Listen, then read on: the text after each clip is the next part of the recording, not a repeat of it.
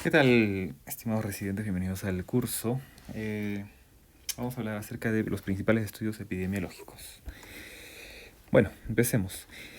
Hay múltiples clasificaciones para esto, para los estudios epidemiológicos, pero más o menos que gracias a este cuadro podemos conocer los más importantes, ¿no?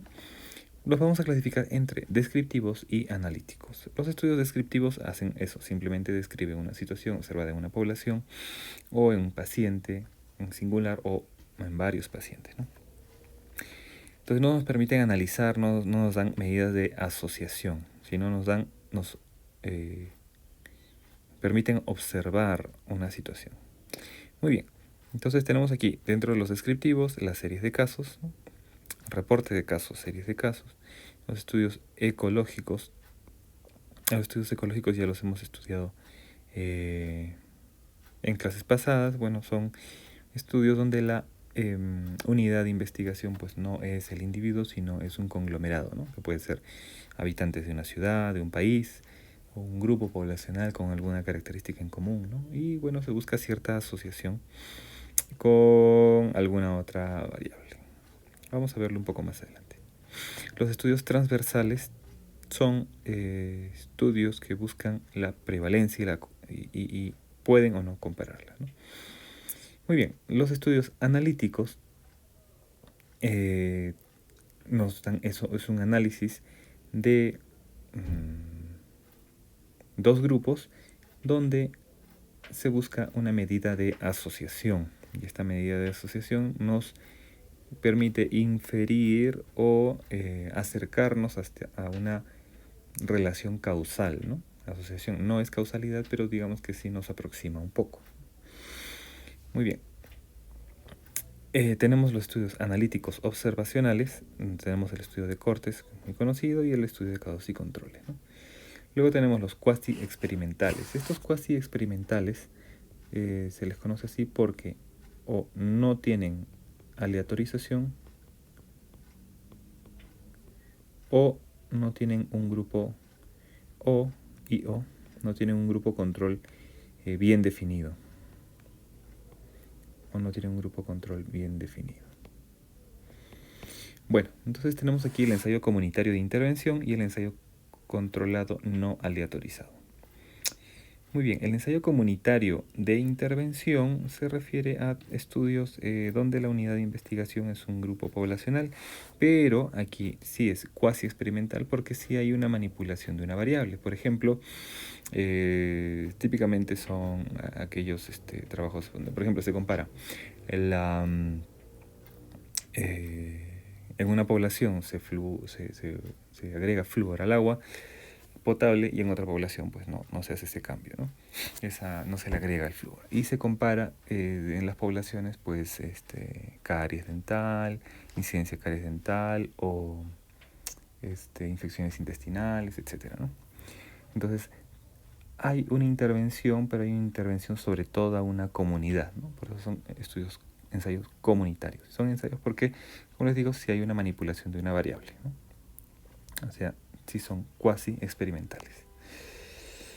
En un ensayo clínico no controlado, controlado pero no aleatorizado es eso, pues no hay aleatorización, no hay un...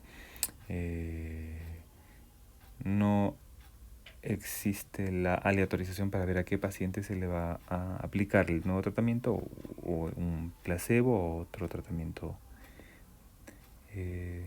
ya establecido, ¿no?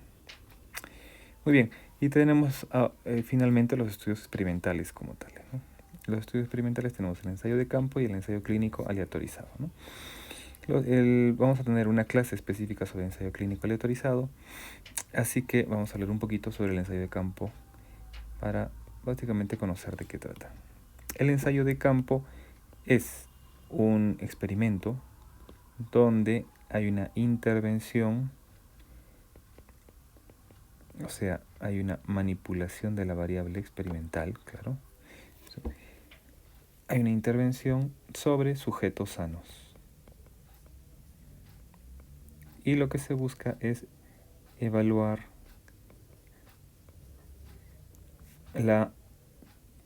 si la medida es preventiva. Entonces evaluar una medida preventiva.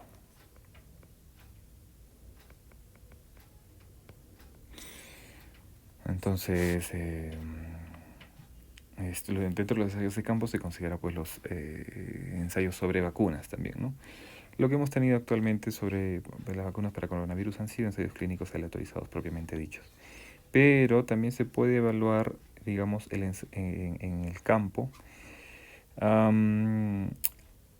la eficacia para prevenir una enfermedad, ¿no? No solo coronavirus, sino una enfermedad, por ejemplo, la influenza, etc., ¿no? Entonces, típicamente los ensayos de campo son intervenciones sobre sujetos sanos y que evalúan una medida preventiva. Es decir, el ejemplo típico es los ensayos sobre vacunas. Muy bien. Entonces hablaremos un poquito de algunos de estos tipos de estudio, ¿no? Los reportes de caso y series de caso. Si bien es cierto, en la pirámide de la evidencia están, digamos, en el nivel más bajo de la evidencia para la toma de decisiones, los reportes de caso han sido importantes y continúan siendo importantes en la investigación en medicina. Tenemos, por ejemplo, aquí al doctor Alzheimer, y él a principios de 1900 publicó un caso clínico que finalmente tomó su nombre, que finalmente le dio el nombre a una enfermedad, ¿no? Su nombre era una enfermedad, y es la enfermedad de Alzheimer, ¿no? También recordemos la asociación entre la talidomida y las anomalías congénitas, ¿no? La focomelia. Los estudios analíticos fueron posteriores a los reportes de casos, que fueron muchísimos. Entonces, eso llevó a la eliminación de la talidomida, ¿no? Como un tratamiento antimético para las gestantes. Muy bien. Y también recordemos que la hepatitis inducida por alotano también fue reportada como un caso, o varios casos, y finalmente pues se descontinuó el alotano, ¿no? Entonces, los reportes de casos y series de casos son niveles básicos de investigación, pero son importantes, son interesantes y son útiles. Muy bien, pero son, como hemos dicho, descriptivos y por supuesto observacionales, ¿no? Muy bien, solamente como una curiosidad para que tengan en cuenta, hay una guía clínica del CARE para la elaboración de reportes de caso, y también hay una guía clínica para la elaboración de reportes quirúrgicos, ¿sí? Están aquí. Pueden poner estos títulos en el Google, lo van a encontrar, o si no, de acuerdo con el DOI, pueden encontrarlo. Y la mayoría de estas indicaciones para la elaboración de un reporte de caso, pues han sido aceptadas en las revistas, la mayoría de las revistas que aparecen en PubMed y que aceptan reportes de casos, porque no todas las revistas aceptan reportes de casos. Hay incluso revistas grandes que tienen una subrevista, una sucursal, digamos, donde sí aceptan los reportes de casos, ¿no? Así que también aquí tienen en estos documentos una lista de las revistas que aceptan reportes de caso, ¿no? Y que aparecen, por supuesto, en PubMed, en Scopus o en Embase. Bueno, hablemos un poco de los estudios ecológicos. Habíamos hablado antes de los estudios ecológicos, vamos a recordar un poco. En los estudios ecológicos, la unidad de investigación es un conglomerado. En este caso, por ejemplo, son los países, ¿no? Y está comparando aquí los países, puntualmente el consumo per cápita de chocolate por cada país y la cantidad de premios Nobel por cada 10 millones de habitantes, ¿no? Entonces, como ven aquí, más o menos, si unimos todos estos puntos, que significa cada país, más o menos tenemos esta relación, una relación lineal positiva. Eso significa que mientras más chocolate consuma la gente, más premios Nobel tienen. Y si ven aquí, este R significa que hay una relación lineal en un 80%, este 0.79 significa eso, y que esta relación es significativa con un P menor de 0,01. O sea, un P muy, muy, muy bajo, ¿no? Entonces, esto les digo, o bueno, les traigo esta lámina, esto es del Gordis de epidemiología, un libro importante en epidemiología, para que se den cuenta que la asociación no significa causalidad, o sea, no hay una relación directa, bueno, fisiopatológica o causal entre el consumo de chocolate y la cantidad de premios Nobel, ¿no? Pero, entonces, ¿qué se denomina esto? Esto es una falacia ecológica. Y la falacia ecológica significa que lo que es cierto para la población no necesariamente es cierto para el individuo. O sea, esta asociación entre el consumo de chocolate y el número de premios Nobel en forma de país es cierta, pues sí, está en el gráfico, es cierta. Pero no necesariamente esto que es cierto para la población es cierto para cada individuo. O sea que no por comer más chocolate el individuo tendrá más riesgo de ganar un premio Nobel, ¿no? Eso es la falacia ecológica, ¿no? Que no hay una, no se puede extrapolar lo que es cierto para el conglomerado al individuo. Muy bien. Seguramente recuerdan esta asociación también que se encontró, bueno, se publicó el año pasado, que los países decían que los países que tenían una mayor vacunación con la BCG tenían menor mortalidad de COVID, ¿no? Entonces aquí tenemos el porcentaje de cobertura con la BCG y acá tenemos la mortalidad de la población, ¿no? Entonces la relación va en este sentido, un R un poco bajo, 14% nada más, pero, o sea, la relación lineal se explica en un 14%, pero sí se ve cierta tendencia, ¿no? Entonces, esto, digamos que no es el mismo caso que aquí, que no tiene ninguna relación consumir chocolate con ganar un premio Nobel, pero aquí sí podría haber alguna relación porque dicen que la BCG podría incrementar la respuesta inmune, ¿no? O sea, al menos habría una explicación fisiopatológica, ¿no? Ahora, una respuesta inmune en general, claro, será específica para la infección por el SARS-CoV, poco difícil, ¿no? Pero al menos hay alguna teoría, ¿no? Pero esta asociación que vemos aquí no es suficiente para demostrar causalidad. O sea, no podemos estar seguros de que la BCG va a proteger al individuo. ¿Por qué? Porque llegaríamos a la misma falacia ecológica, ¿no? O sea, no podemos extrapolar lo que es cierto para el grupo poblacional, por ejemplo, aquí está el Perú, que al individuo, ¿no? No podemos decir que como esta persona ha recibido su BCG, tiene menor riesgo de mortalidad por COVID, ¿no? Entonces, entonces la asociación, acá me falta escribir, la asociación es distinta de la causalidad. Muy bien. Entonces aquí recuerden eso y la falacia ecológica. Muy bien. Lo mismo presentaron también un cuadro parecido sobre el porcentaje o bueno, el consumo de ivermectina por cada país con la mortalidad de COVID, ¿no? Esta es la misma gráfica, no la he conseguido, la de la ivermectina, pero llegar a esa asociación pues es un poco, digamos, no nos demuestra causalidad, ¿no? Entonces los estudios ecológicos lo que vemos es que tienen algunas ventajas, por supuesto, ¿no? Son fáciles de hacer. ¿Por qué? Son fáciles de hacer porque, por ejemplo, los datos de la mortalidad para cada país están publicados en Internet, ¿no? Y el porcentaje de vacunación también. Entonces, usualmente para los estudios ecológicos se recurre a bases de datos que ya tienen los datos listos por conglomerado, ¿no? Por ejemplo, si comparáramos, pues, ciudades dentro del país, ¿no? Entonces, Arequipa versus Piura versus Tacna, etcétera, en mortalidad, ¿no? Y comparáramos el porcentaje de la cobertura de la BCG y la mortalidad, ¿no? Entonces, digamos que esos datos sí están disponibles en internet o una base de datos, ya están hechos y son fáciles de hacer, ¿no? Muy bien.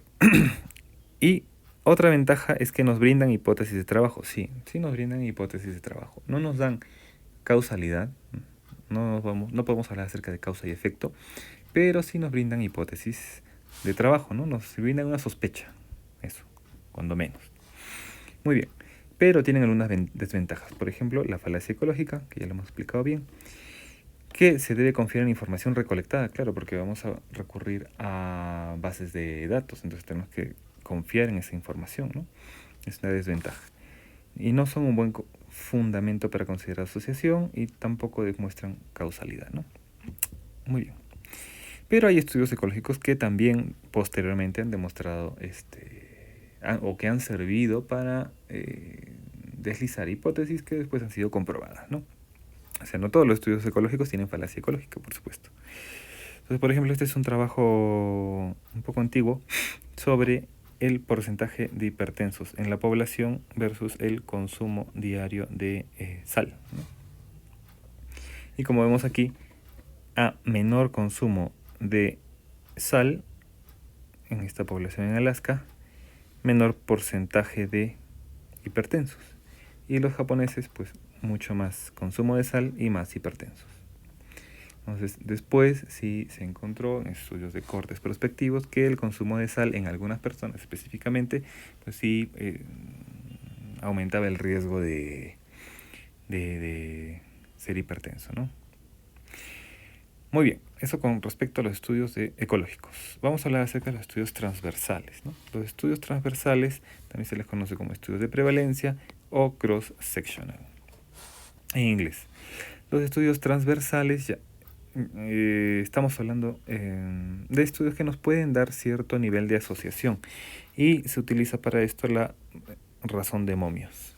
La razón de momios es una relación entre las prevalencias de un grupo de personas que están enfermos y un grupo de personas que están sanos, ¿no? Entonces partimos de personas enfermas y personas sanas. Por ejemplo, podemos acá comparar pacientes enfermos con diabetes mellitus y pacientes sanos que no tienen diabetes mellitus. Y vamos a comparar la exposición o no exposición. Por ejemplo, la obesidad y no tener obesidad. Podría ser acá diabetes mellitus tipo 2 específicamente. Muy bien, entonces los estudios transversales son estudios que evalúan a estos dos grupos, pero en un solo momento. En un solo momento. Es decir, hayan un valor puntual de la prevalencia de todo el grupo de pacientes con diabetes mellitus 2, cuántos han tenido obesidad, ¿no? O cuántos tienen el factor de riesgo. Y los que no tienen diabetes mellitus tipo 2, también cuántos tienen el factor de riesgo, ¿no? Y se compara, pues. El problema de estos trabajos es que no hay una relación temporal, porque no sabemos qué fue antes o qué fue después. No sabemos si la obesidad es un factor de riesgo para la diabetes mellitus tipo 2 o ser diabético es un factor de riesgo para la obesidad, porque no hay una relación temporal, no sabemos cuál apareció antes, ¿no?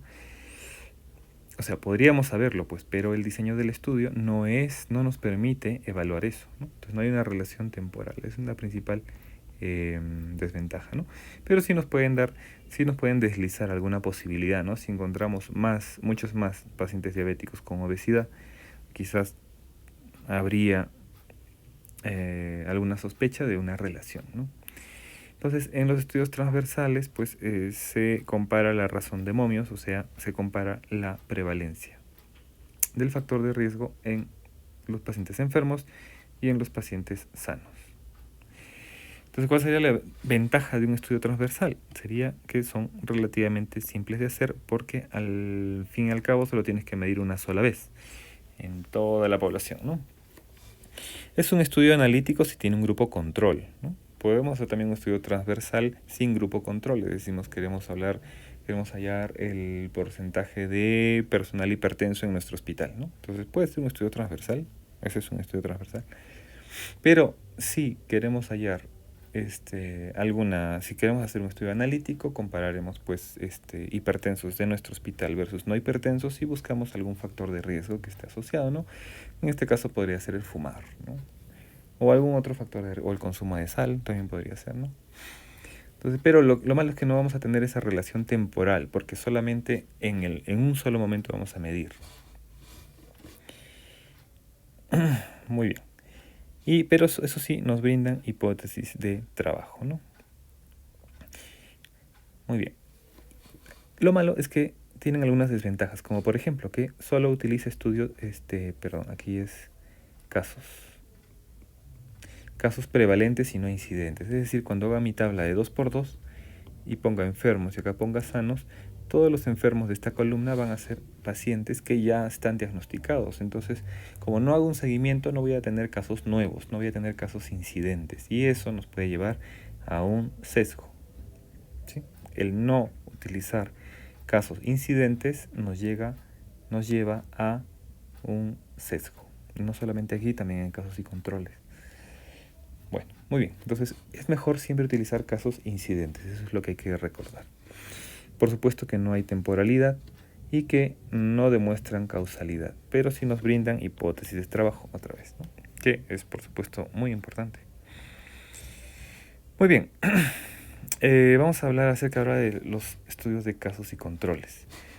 En los estudios de casos y controles, muy conocido para todos nosotros, partimos del presente donde ya tenemos casos, o sea, pacientes con la enfermedad, y tenemos pacientes sin la enfermedad que son nuestros controles. Y vamos a averiguar en el pasado si es que han tenido la exposición, ¿no?, a un factor de riesgo, ¿no? Si tienen cáncer de pulmón ahora, voy a buscar en el pasado si han fumado. Entonces aquí tendré pacientes que fuman y no fuman en ambos grupos y voy a comparar eso,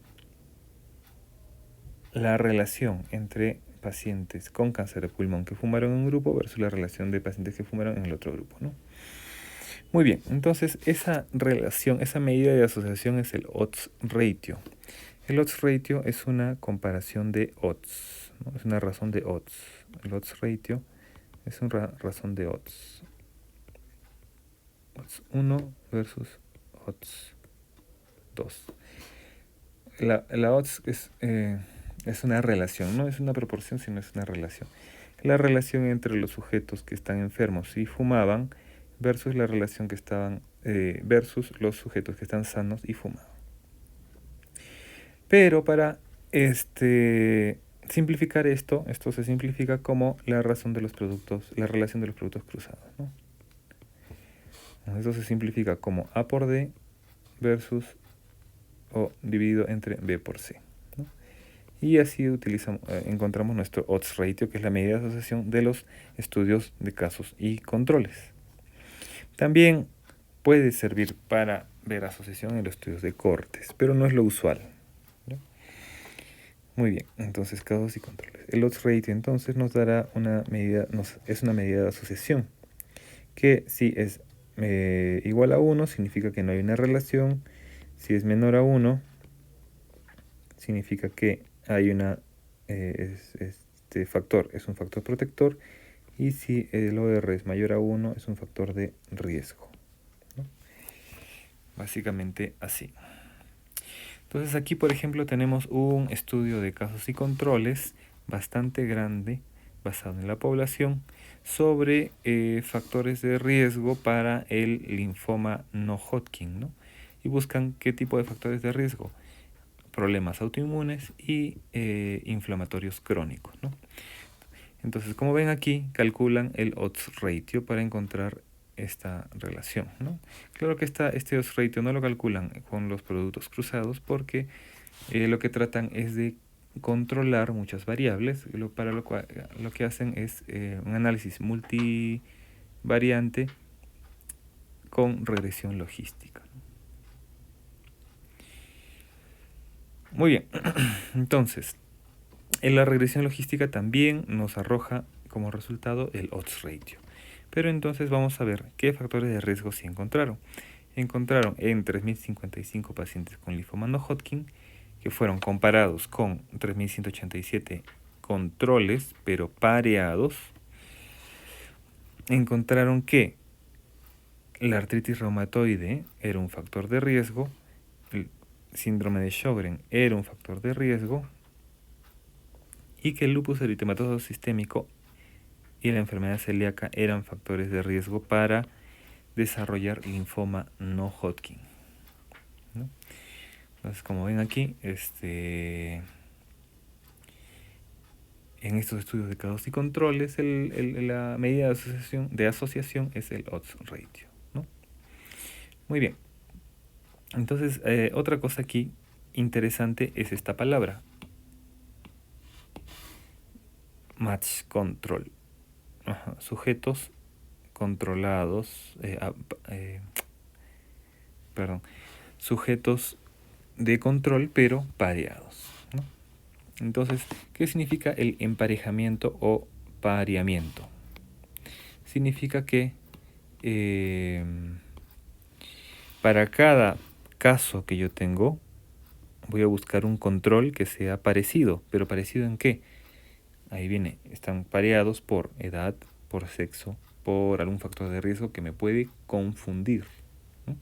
Entonces, ¿cuál es el objetivo del emparejamiento o pareamiento? Evitar los factores confusores. Y con evitar nos referimos a controlar. Si yo considero que, por ejemplo, para evaluar en mis casos, digamos, estoy estudiando el cáncer de pulmón y su relación con el consumo de alcohol y mi control es pacientes que están sanos, por supuesto que no tienen cáncer de pulmón. Entonces, ¿cómo es el pareamiento? Yo lo que tengo que evitar es un factor confusor. Si estoy estudiando el cáncer de pulmón y su relación con el alcohol, tendré que controlar el hecho de fumar, que es un factor de riesgo conocido, ¿no? Entonces tendré que parear por ese factor de riesgo. Si tengo aquí una paciente que fuma y tendría que tener un control que también ha fumado. Si este paciente no ha fumado, el control será que tampoco ha fumado, ¿no? Entonces, a eso se refiere con pareamiento. Entonces, la palabra mágica aquí es controlar los factores confusores, controlar los factores que nos pueden confundir y encontrar una asociación que no es cierta, porque si tengo más pacientes que fuman en un grupo versus el otro, no hallaré realmente la asociación entre cáncer de pulmón y alcohol, sino me puede confundir el hecho de fumar. ¿Entiende? Muy bien. Esa es la situación. Otra ventaja, esa es la primera ventaja del pareamiento. Otra ventaja es el que aumenta, es una razón estadística, aumenta el poder del estudio. Es decir, aumenta la eficiencia del estudio.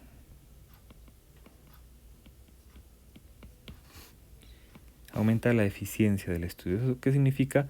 Que aumenta la capacidad del estudio de detectar diferencias.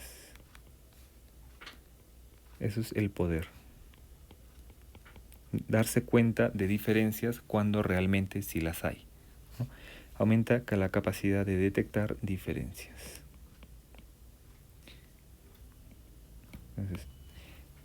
Entonces esa es la otra razón estadística, ¿no?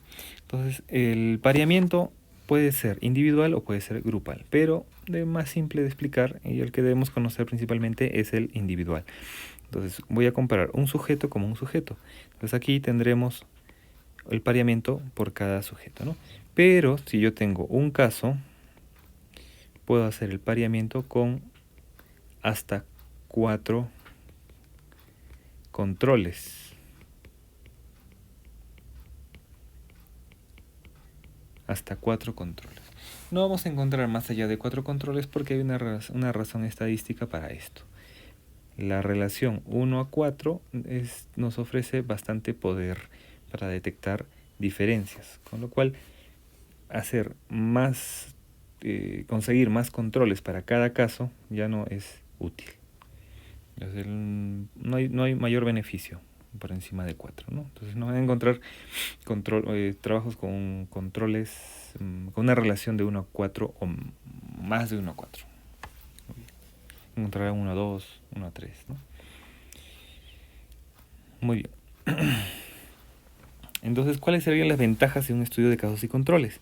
Que es un estudio analítico y que nos brinda una medida de asociación que es el odds ratio y que permite explorar varias exposiciones. Porque si yo tengo enfermos ahora y mis controles son sanos, por supuesto, puedo preguntarles 1000 exposiciones en el pasado, ¿no? O puedo revisar 1000 exposiciones en el pasado. Muy bien. Las desventajas sería que están expuestos a sesgo, porque usualmente es un estudio retrospectivo. La principal característica de los estudios de casos y controles no es que sean retrospectivos, hay que tener eso en cuenta, sino que va del evento a la causa, o sea, del efecto a la causa. Esa es la principal característica de los estudios de casos y controles. Van del efecto a la causa. Eso hay que recordarlo. Muy bien. La mayoría son retrospectivos, sí. La mayoría. Muy bien, entonces acá tenemos las desventajas, que son el sesgo de selección, sesgo de información, porque dependemos pues de la memoria del paciente, de una buena selección de los sujetos, de que el factor de riesgo esté distribuido, bueno, de una manera que no sesgada, etcétera, ¿no? Entonces, los estudios de casos y control están expuestos a muchos sesgos y hay que analizarlos con cuidado, sobre todo en enfermedades raras, ¿no? En enfermedades raras podemos hacer casos y controles, pero difícilmente haremos un cortes. Entonces, a veces la mejor evidencia de la que disponemos es un estudio de casos y controles, pero hay que estudiarlos, hay que escudriñarlos bastante bien para detectar posibles sesgos, ¿no? No con el objetivo de destruir el trabajo, por supuesto, sino para, digamos, saber qué le podemos creer y qué no a un trabajo de casos y controles, ¿no? Muy bien. En el estudio de corte clásico, vamos aquí de la causa, vamos al efecto. Esa es la principal característica, no que sean prospectivos, porque no todos son prospectivos.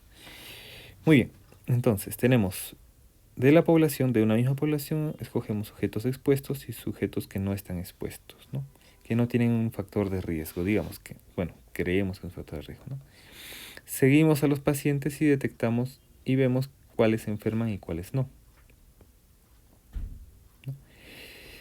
Y comparamos eso. Entonces, como vamos de la causa al efecto, como hacemos seguimiento, podemos comparar incidencias.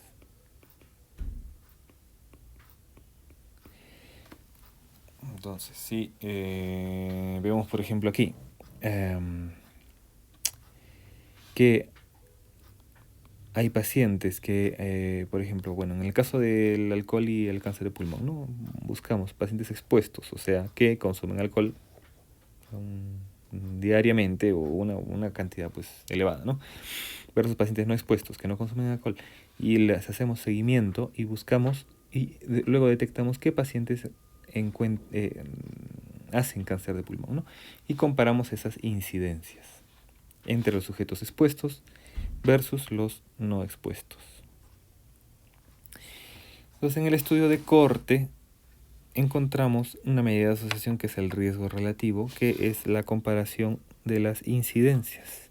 Será esto, la incidencia es igual a la incidencia de los expuestos al factor de riesgo versus los no expuestos al factor de riesgo, ¿no? Entonces es lo que calculamos aquí, ¿no? Tenemos aquí los pacientes que hicieron la enfermedad y que no hicieron la enfermedad, y pacientes expuestos y no expuestos. ¿Cuál será la incidencia de los expuestos? Será A entre A más B. Y la incidencia de los no expuestos será C entre C más D. Y así calculamos la incidencia, ¿no? De la comparación de las incidencias, ¿sí? Tenemos el riesgo relativo,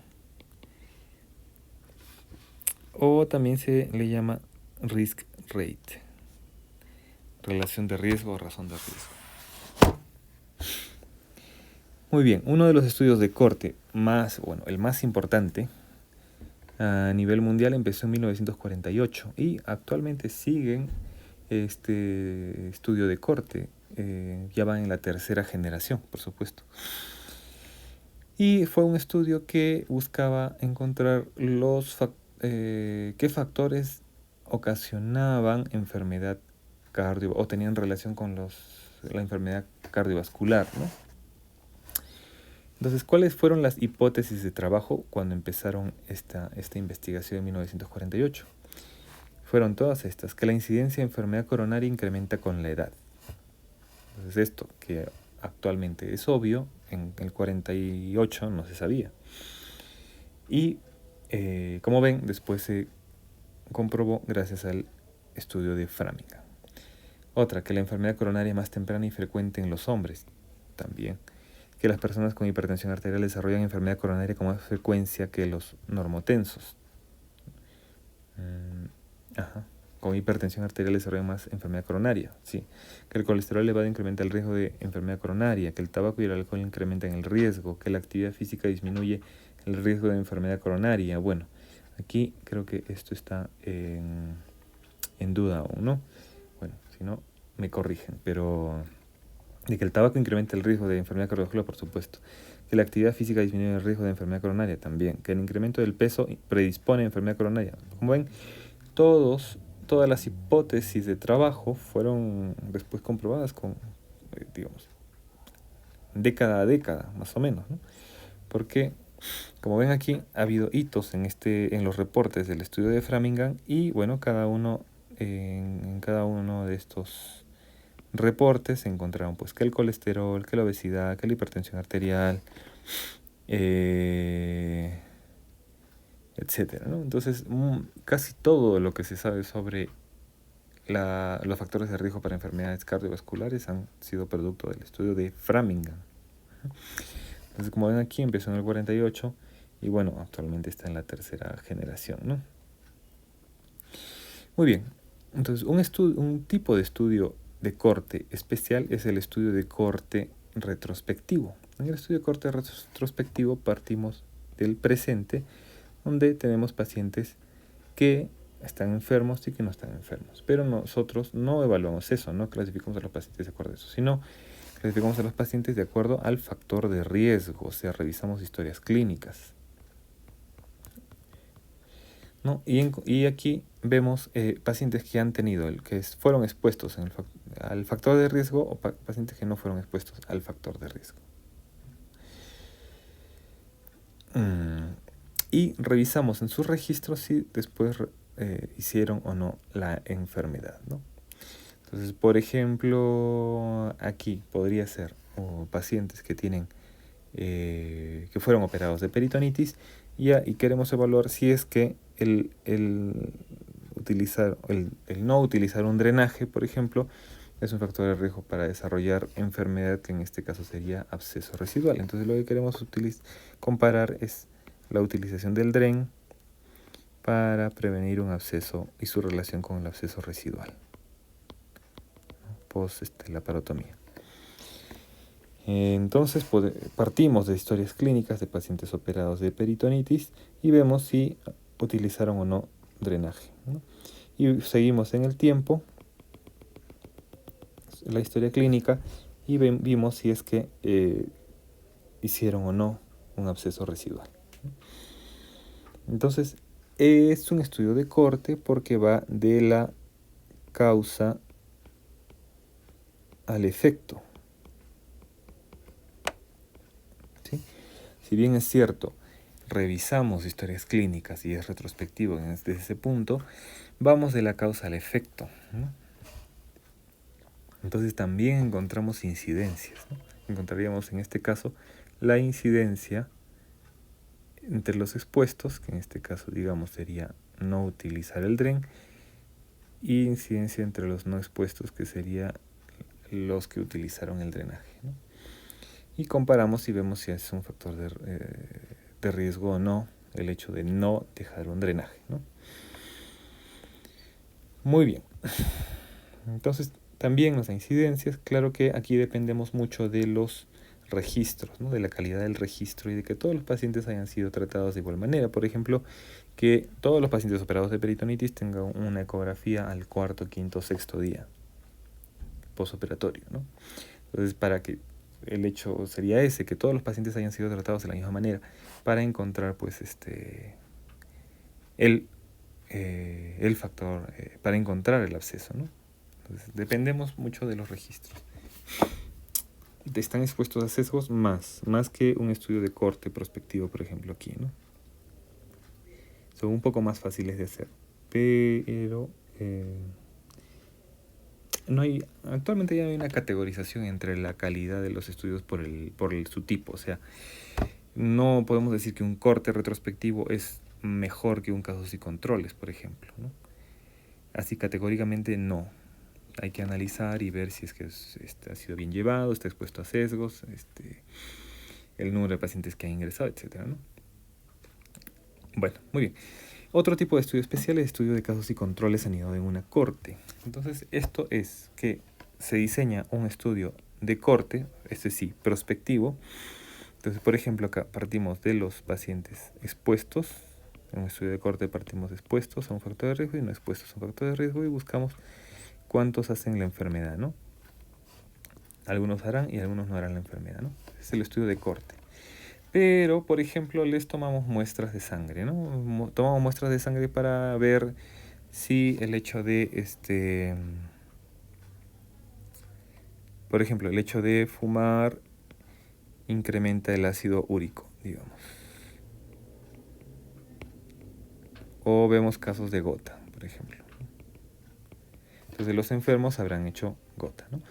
Pero como hemos tomado muestras de sangre para medir el ácido úrico, podemos en los estudios, en los casos y en los controles, podemos revisar en el pasado si estuvieron expuestos a otro factor de riesgo. Entonces, como tenemos las muestras tomadas antes y después, podemos evaluar si es que, por ejemplo, el colesterol estaba elevado, ¿no? Entonces, esto es un estudio de casos y controles anidado en una corte. Es decir, partimos de un estudio de cortes, pero cuando ya tenemos los casos y los controles, buscamos una exposición pasada. Y ahí vemos su relación. Muy bien. Entonces, ¿cuáles serían las... Aquí estamos hablando acerca de las ventajas y desventajas del estudio de cortes. Debía estar esta lámina más adelante. Pero bueno, entonces en el estudio de corte que va de la causa al efecto,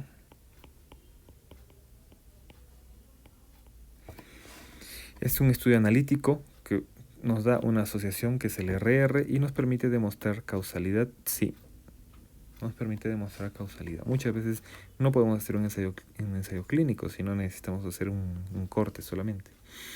¿Cuáles serían las desventajas? El tiempo y el costo. Pues, el tiempo, pues a veces tenemos enfermedades muy raras que tendríamos que seguir durante 20, 30 años y encontraríamos pocos casos, ¿no?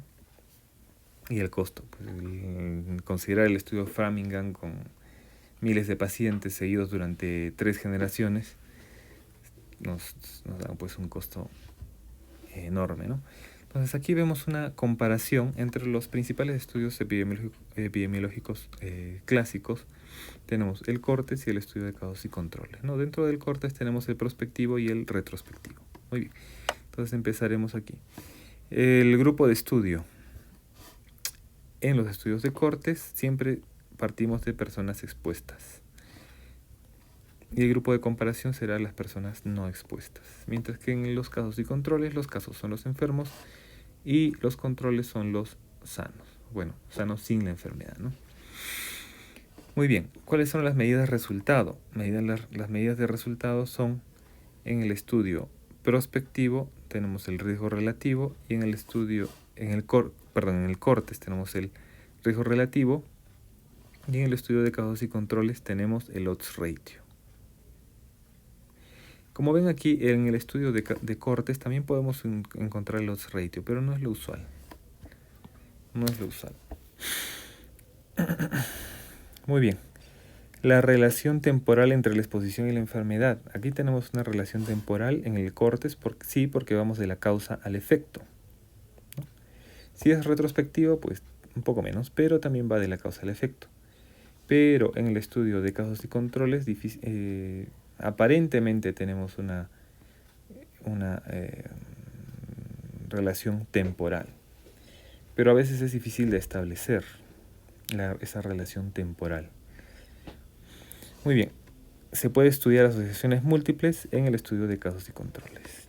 El tiempo requerido para el estudio será largo en corte prospectivo y puede ser corto en el retrospectivo porque estamos revisando pues registros, ¿no? El costo del estudio, el estudio de corte será prospectivo muy caro, retrospectivo caro y casos y controles relativamente barato. El tamaño de la población, imagínense un estudio de cortes, tenemos que tener un grupo de pacientes que están expuestos y que van a desarrollar la enfermedad, entonces tendría que ser grande para encontrar 1 o 2 casos, dependiendo si la enfermedad es rara o no. ¿Cuál sería la ventaja del cortes? Que está menos expuesto a sesgos, ¿no? En cambio, los casos y controles está mucho más expuesto a los sesgos. Entonces, ¿cuándo sería idóneo un cortes? Cuando la exposición es infrecuente y con la enfermedad es frecuente. Un caso y controles será idóneo cuando la enfermedad es infrecuente. Si es rara, tendremos que hacer un caso y controles, ¿no? Muy bien. Entonces, eso para la clase de hoy sobre estudios epidemiológicos. Seguiremos con la clase sobre ensayo clínico.